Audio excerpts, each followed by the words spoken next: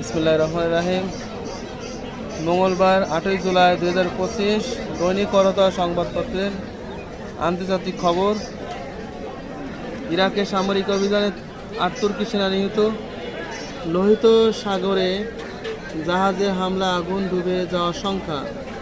টেক্সাসে আকস্মিক বন্যা, মৃত্যু বেড়ে 82। যুক্তরাষ্ট্রের পণ্য পাল্টা শুল্ক আরোপ করবে ভারত। এবং গাজাকে ফিলিস্তিন রাষ্ট্রের অবিচ্ছেদ্য অংশ ঘোষণা করল ব্রিক্স।